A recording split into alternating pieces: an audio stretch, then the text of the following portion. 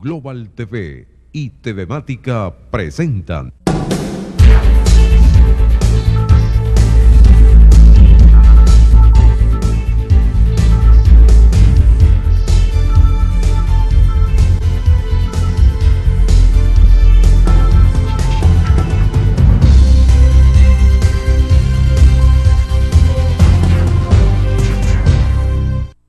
Amigos, ¿cómo están? Bienvenidos, ya listos para hacer un cortísimo comentario acerca de lo que estamos viviendo los venezolanos, en qué contexto nos ubicamos, y realmente está demostradísimo que somos la aldea global, somos parte de un mundo y cada vez más interrelacionado, más interdependiente, y por supuesto hay cosas que son más flexibles o más fuertes en función de los intereses de cada país, lo que cada quien represente. Venezuela ciertamente ha sido por tiempo un país que ha aportado a la energía, un país petrolero, tiene un potencial minero e incluso en proceso de explotación, oro, hierro, aunque esa parte está bastante complicada. Las decisiones del gobierno en su momento de estatizar empresas que más o menos funcionaban, sacaron una empresa argentina que estaba asociada con el hierro, pues ha dejado convertido esa industria poderosísima en una especie de elefante blanco. No funciona, no da resultados, está dando pérdidas lo que antes era una vigorosa empresa. Y así pues nos ha ocurrido con otras tantas. Pero estamos allí. Venezuela sigue siendo un lugar del mundo que tiene cosas que el mundo necesita. Materiales estratégicos, posibilidad de producir alimentos. Realmente Venezuela es una geografía, un país privilegiado. Pero bueno, pasaron estas cosas que por esos andares y por esas posiciones nos llevó a esta situación de carácter político, porque el problema venezolano es político. Un modelo que ha dado el traste con todas las posibilidades de transformación. Pero vamos a ubicarnos en lo que hoy ocurre.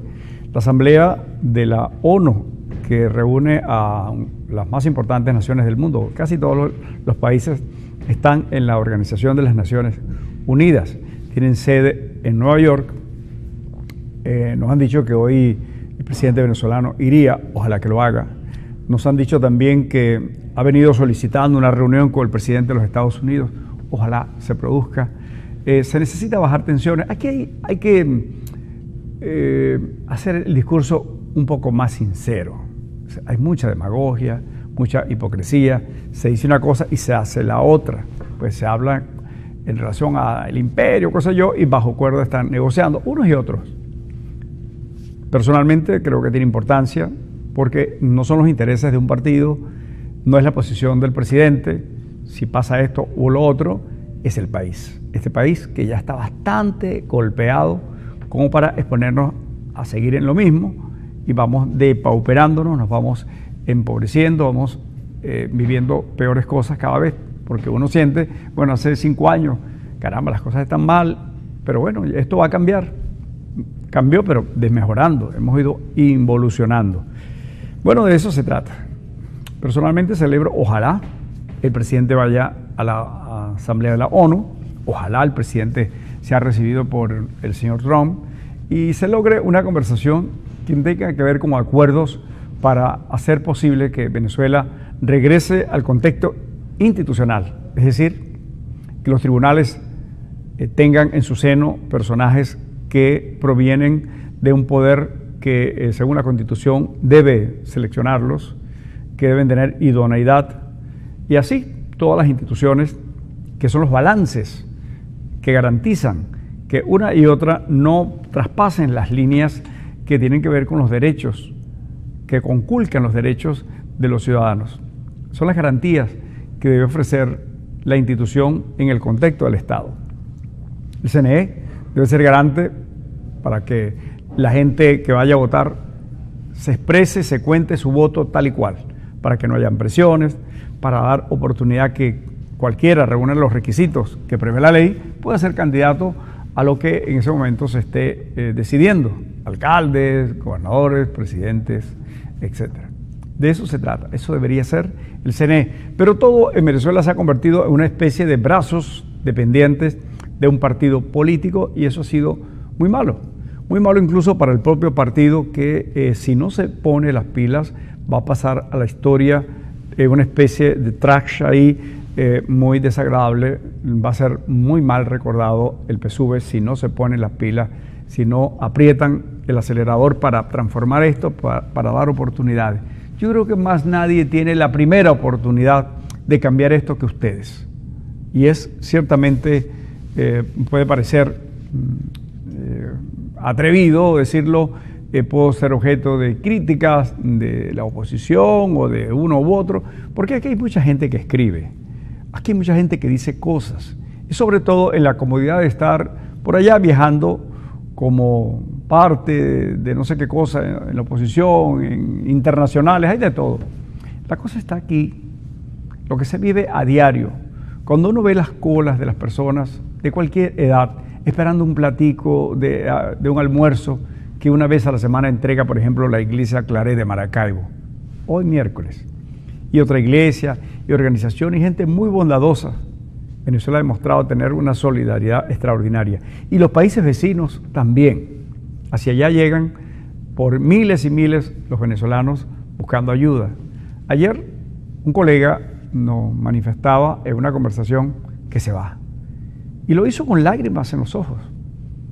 Lo hizo pensando en el futuro de su próximo hijo. Lo hizo en medio del desasosiego que produce seguramente el no querer hacer o no querer el paso que está próximo a producirse en su vida. Es todo, es total, realmente no es grato dejar atrás familias, querencias, todo esto que tanto amamos. Pero existe, por supuesto, en la condición humana una situación que tiene que ver con la necesidad de la vida, de sobrevivir, de sobreponerse, y hay que actuar y la gente lo hace. No en balde son millones los venezolanos que están fuera y estaría mejor aquí de funcionar unas cuantas cosas. Por ejemplo, en el área petrolera, cuando el gobierno inició, estamos produciendo unos 3 millones de barriles diarios. Hoy estamos produciendo 1,5 millones, pero de ese 1,5 millones, cerca de 1 millón lo producen las empresas extranjeras en esas llamadas alianzas estratégicas. Esas mismas que fueron vapuleadas, que fueron azotadas verbalmente, que fueron sacadas a patadas en algunos casos, como la ConocoPhillips, y hoy nos está costando, porque se hizo arbitrariamente, mucho al Estado venezolano, no al que lo hizo, que ya se fue. Nadie, ¿quién está pagando? Eso está saliendo de la familia del que se fue, está saliendo de los sacrificios que hoy hace el venezolano, pagando cada vez más por las cosas, por el costo, porque no hay recursos, porque el Estado venezolano tiene que atender demandas. Estamos perdiendo, tenemos muy debilitada Citgo, que era nuestro buque emblemático internacional en el área de energía. Y en fin, todas estas cosas que ocurren, se trata de decisiones políticas muy desacertadas que tienen que ver con la escasísima formación para ser estadista, con el desatino a la hora de seleccionar la gente para algo tan importante como es el manejo del asunto político, lo público. Esto es muy importante. Pero hay que sincerarse, y hoy tenemos esto. Tenemos gobernadores, tenemos alcaldes, tenemos presidentes, es lo que tenemos, y en consecuencia a ellos les corresponde tomar decisiones que están contrariando el discurso. Pero es bueno, porque el discurso y lo que ha venido siendo el modelo ha sido terrible. Bueno, cambien, pero algunas veces cuando toman decisiones, entonces hay sectores que dicen, mira, está cambiando, se está desdiciendo, es que está saltando de barco, es que quiere abandonar no sé qué cosa. Entonces, estamos en un proceso muy complicado donde no nos ponemos de acuerdo, donde no entendemos que lo importante es tomar decisiones que favorezcan el que mejoren las cosas para la gente. Estamos a punto de tener un aumento de la gasolina, yo creo que es inevitable, yo creo que es necesario, creo que es saludable. Lastimosamente lo hacen ya arrinconado toda la sociedad con los apremios que tiene el país por la necesidad de recursos, pero cada vez que ponemos un tanque de gasolina, eso significa dinero que se paga a otras empresas, a otros países, y se pierde no lo paga el consumidor, y por eso la gente aquí tiene hábitos de dejar los carros encendidos para que esté a buena temperatura cuando llegue en media hora después, una hora después, el que va a ocupar el vehículo. Estas cosas son irracionales y solo ocurren aquí y suceden porque no nos cuesta, y entonces todo aquello de que no nos cuesta, pues lo hacemos fiesta. ¿Cómo le hemos perdido el sentido de propiedad a nuestras escuelas, a los hospitales, a las calles? Esto está hecho un desastre. Pero tiene mucho que ver con esa actitud que tenemos que recuperar de buen ciudadano. Y allí ustedes, amigos del PSUV, tienen un papel protagónico. No renuncien a eso. Háganlo ahora. No permitan que la historia los vuelva añicos. Queden como parte de esas cosas. Bueno, se equivocaron. Sí, muchísimo. Pero bueno, reconocerá alguien que tomó decisiones, etcétera. Y yo creo que es lo loable.